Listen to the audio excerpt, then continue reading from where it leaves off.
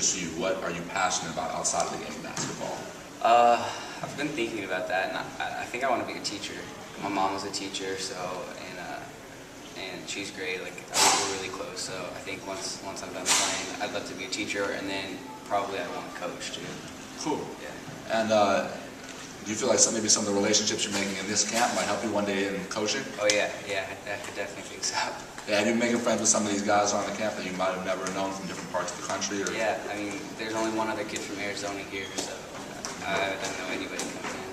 Cool. Well, you got down in Arizona. What kind of music you guys into right now? What's hot out there? Saying Wiz Khalifa is really hot, and Drake's really hot too. Of course. Now, me and Jimmy, my camera guy, we're out here walking around in Virginia, and we're just walking from the car to the stadium. We're sweating. It's like horribly hot, and it's like 95. And I told Jimmy I was in Phoenix 2 years ago, and it was like 115.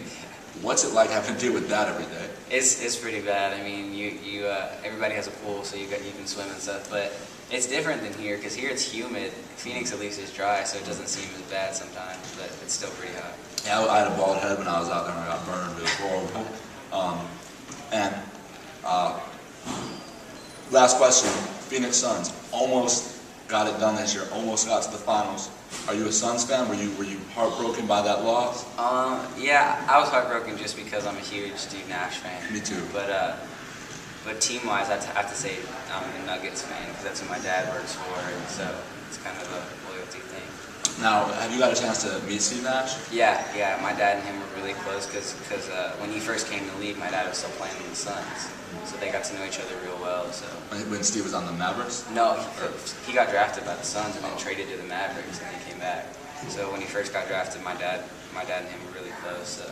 That's awesome. Yeah, I mean, I love Steve Nash because he's a guy who might not have been born with the natural athletic ability, but he just worked, and his body, like, I mean, at age, 34, is in such an incredible shape. And I saw an interesting quote recently where I forgot who it was, but they're talking about how Steve Nash might be the best athlete in the NBA, even though he can't jump high and he is a traditional athlete. Just his body is like such an incredible endurance machine. What have you learned from Steve Nash, just from knowing about him and knowing him, that you've taken to heart?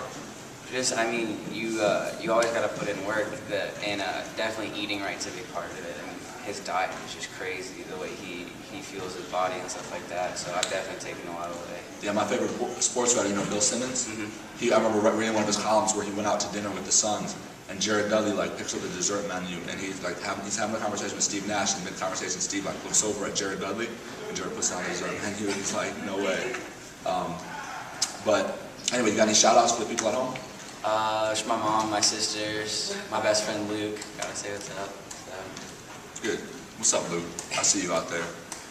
Anyway, till next time, it's your boy Zeke Chapman, Dan Poneman here, and expect to see a lot more of this kid. Till next time.